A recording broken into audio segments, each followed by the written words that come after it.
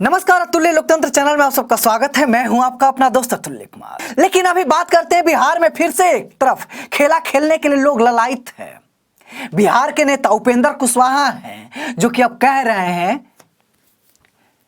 कि बिहार में एक बार फिर से कहीं महागठबंधन का काया पलट ना हो जाए।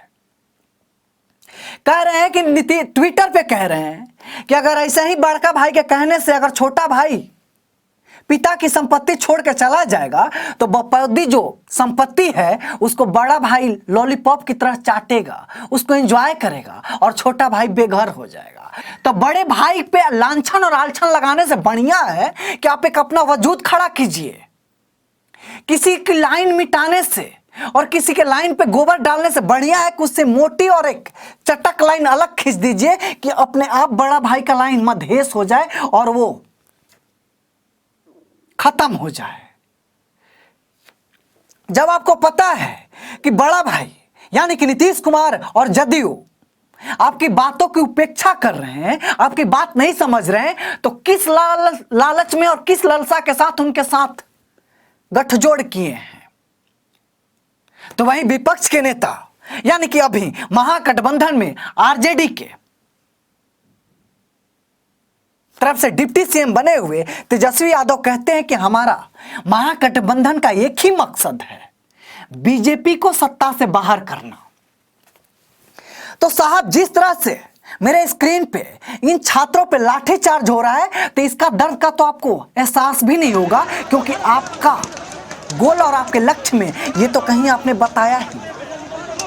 मेरे स्क्रीन पर जो किसानों की हालत है, इस दर्द का भी आपको एहसास नहीं होगा, क्योंकि आपके लक्ष्य में और आपके गोल में इसका भी कहीं जिक्र ही नहीं है। क्योंकि आपने साफ कह दिया है कि नीतीश कुमार के साथ मेरे आने का मतलब बस ये है कि बीजेपी को सत्ता से बाहर करना है।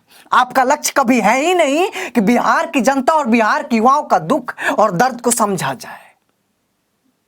तो नीतीश कुमार का भी यही है कि सबसे ज्यादा दिन तक बिहार का मुख्यमंत्री बनने का ताज मेरे सर पे सजा रहे, चाहे बिहार की कानून व्यवस्था, चाहे बिहार की युवाओं का सपना मटियम पलीद क्यों ना हो जाए, शमशान में क्यों ना चला जाए, उनके सपनों जल के खाक क्यों ना हो जाए। जिस दुहत्थी से इन तमाम युवाओं को स्वागत किया जा रहा है, हमारे अगर गार्जियन थोड़ा सा भी शर्म है और थोड़ी सी भी अपने बच्चों की भविष्य की चिंता है तो इस अंगूठे की ताकत दिखा दीजिए जो कि 5 साल के बाद एक बार आपको दिया जाता है।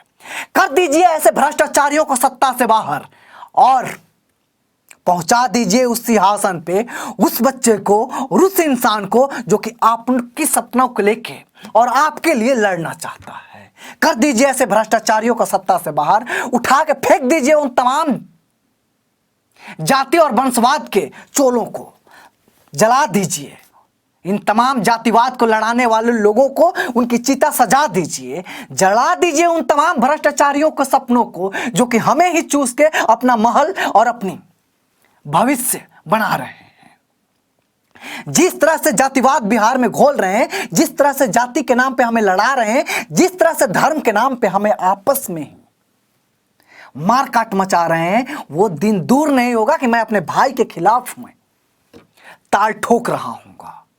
उसी को मौत के घाट उतारने के लिए मैं तैयार रहूंगा और मेरे पीठ पीछे ऐसे भेड़िए इस लड़ाई के लिए ताली बजा रहे होंगे। इस सब चीज के लिए और इन चीजों को समझने के लिए शिक्षित होना जरूरी होगा, उसके लिए स्कूल जाना जरूरी होगा, उसके लिए कलम हाथ में थामना जरूरी होगा, उसके लिए धर्म का झंडा फेंक देना होगा, जाति का चोला फेंक देना होगा, क्योंकि सबसे पहले शिक्षा जरूरी है।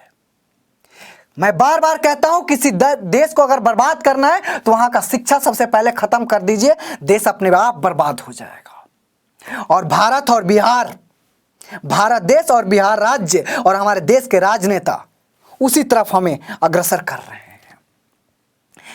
ऐसा कोई दिन नहीं होता जिस दिन हम अपने हक की लड़ाई के लिए जाएं, अपने हक की बात करें और बिना मार खाए और बिना पुलिस का कहर हम पे बरपे हमारी बातें और हमारी मांगे पूरी हो जाएं। ऐसा दिन ही क्यों आता है, ऐसा वक्त ही क्यों आता है कि हमारे हक की बात करने के लिए, अपनी बहाली के लिए और रोजगार के लिए हमें लात खाना पड़े, हमें मार खाना पड़े, हमें सरकार से लड़ना पड़ता है। क्यों? और जिस दिन जनता से इनको लड़ना चाहिए, जनता से इनको रिक्वेस्ट करना चाहिए, वो बस 500 रुपये, 10,000 और जातिवाद को देख के लॉलीपॉप हमसे वोट ले लेते हैं। क्योंकि हमें अपनी जात की अहमियत बहुत ज्यादा है। इंसानियत मर चुकी है, शिक्षा को हम दफन कर चुके हैं, हम भूल चुके हैं और रास्ता भटक चुके हैं कि हमें जाना कहां है। हमें रास्ता वो दिखाता है जिसको घंटे भर की नॉलेज नहीं है, घंटे भर का ज्ञान नहीं है। तो एक बार मैं आप लोगों से निरोध कर रहा हूं कि शिक्षा में जो अवरोध उत्पन्न करे उसको रास्ते से अलग कर दीजिए, तोड़ दीजिए ऐसी चट्टानों को जो कि शिक्षा और हमारे स्कूल और हमें अपने आप को सफल करने से रोके। बन जाइए अपनी जिंदगी का दशरथ मांझी और तोड़ दीजिए उन तमाम चट्टानों को, और खुद से कहिए कि जब तक तोड़ेंगे नहीं तब तक छोड़ेंगे नहीं। क्योंकि कोई भी आपके मुंह में आके फीडिंग नहीं करेगा, आपको अपने हक के लिए लड़ना ही पड़ेगा। अगर आपको भूख लगती थी, आपके छोटे थे तो अपनी रोना पड़ता था, तभी मां आपको आके दूध पिलाती थी। और आज के दौर में भी ये करना पड़ेगा। जो लड़ेगा वो जीतेगा, सीधा सा नियम है। इसी आशा और विश्वास के साथ आज का वीडियो मैं खत्म करता हूं। जिस तरह से तेजस्वी यादव, नीतीश कुमार और उपेंद्र कुशवाहा बपौती संपत्ति समझ चुके हैं बिहार की जनता को कि हम उनको कुछ भी कहेंगे और हम राज करेंगे, वो दौर साहब अब निकल गया। बदल जाइए, ये नया बिहार है। अब वही होगा जो हकदार होगा। राजा का बेटा राजा नहीं बनेगा, सिंहासन पर वो बैठाएगा जो हकदार होगा, जिसमें काबिलियत होगी, जो हमें मदद करेगा हमारे सपनों को स्वीकार करने में।